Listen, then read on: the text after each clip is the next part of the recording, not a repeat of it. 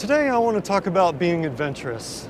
And I'm going to start off by one of my surf stories that I have over the years. And I hope you like my surf stories. Please let me know if you like them or don't like them, but I figure I'm going to throw a few surf stories in here every here and now. When I was younger, in my 20s, I had a VW bus, camper bus, Westfalia 1971 green. I went to cross country and surfed for 4 months and lived in my bus. And I surfed from Baja all the way to the tip of Washington State. And I kept making left-hand turns all the way up for 4 months and just surfed and lived in my bus. One of the best adventures of my life. 4 months, great. I wish I could do it right now. I would do it again in a heartbeat. I was all by myself and just surfing and living the dream. That's the whole point, right? It doesn't matter how old or young you are, live your dreams and go on an adventure and push yourself to the limits and do something that's a little bit out of your comfort zone. And you're gonna come back home with some great, wonderful stories, and you're gonna enjoy what you've done and your accomplishments that you've pushed yourself to the limits on your comfort zone and your adventures. So I was in this place called Klamath River Mouth, which is just south of the California-Oregon border. Klamath River, what it does is it comes out to this river mouth, and there is this perfect right point break wave right there at the river mouth. It was known to be a hotbed for great white sharks. It was very well known for this, so very few people surfed it, even though it was a perfect wave. And why was it a hotbed for great white sharks? Well, because the salmon came out of the river, the Klamath River, the seals fed on the salmon, and the great white sharks fed on the seals. So it was like this ecosystem, this little mini ecosystem, which just happened to have the perfect wave right there in front of it. And so I knew about this place, and so I made my left-hand turn down into Dad's Fish Camp. Don't know if it's around anymore, but all it was a bunch of salmon fishermen fishing for salmon, and then me, the lonely surfer, camping out in my bus, surfing the waves, and it was just a great time. So as I'm heading to the beach the first day, there's this guy sitting on the beach, and I talk to him, say hello. There's only like a handful of surfers out. And I go, hey, how's it going? He's like, yeah, I'm doing good. He goes, I'm celebrating my 4th year anniversary. And I go, of what? And he goes, great white shark attack right out here. And I go, really? And he goes, yeah, man. Right out here 4 years ago, I was out there surfing, and one came up and bit me and took a big chunk out of my board and got me on the side here.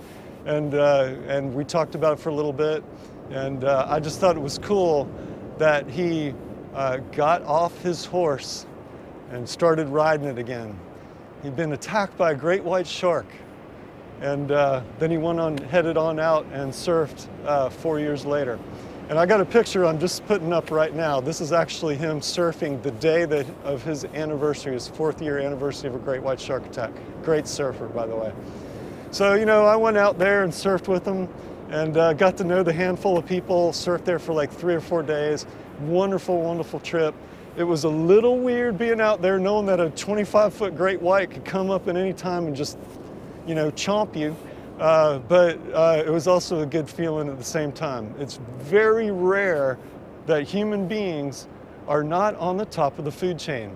And that's kind of how I explain it to people. You know, we're on the top of the food chain, so we never worry about getting eaten, right? Very few times, maybe a grizzly bear and great white sharks. So when you're out there, you are not on the top of the food chain, and it makes you as a human being feel a little bit weird. But it was great.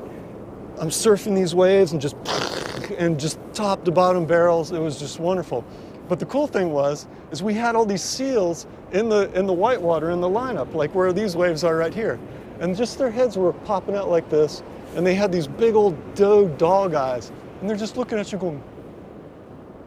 So you catch these waves, and you come up, and you're surrounded by like 30 seals, and they're all just looking at you, cute as can be. I'm telling you, it was just the greatest thing ever, and you'd paddle back out. It was almost like their own little audience. And I get out, and or not get out, but I mean back out into the lineup. And one guy goes, okay, so here's the deal. If you see all those seals run to the shore, swim to the shore, he goes, you start paddling as fast as you can, because that means that there's a great white. So use them as an indicator. So that was the whole thing. We would have, you know, if the seals went in, then you'd paddle your butt in. Secretly, deep down, I wanted to see a great white and just be scared out of my wits. But unfortunately, I never saw one the 4 days I was there. But I did catch a lot of good waves, and I met some good people and made some friends there, and it was just a wonderful experience. So go on an adventure today, tell some great stories, do something that is out of your comfort zone, and it's going to make you feel alive. And when you feel alive, your stress level goes down after the adventure is over. And you go, this is what life is all about. Adventures, okay? It's not about sitting in your house watching TV all the time or flipping through your little iPhone. It's about going out and experiencing life. Doesn't matter how old you are.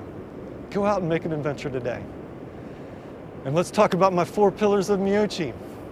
My 4 pillars of Meyochi are flexibility, proper nutrition, stress reduction, and exercise of any kind. You do my 4 pillars and your quality of life will improve dramatically.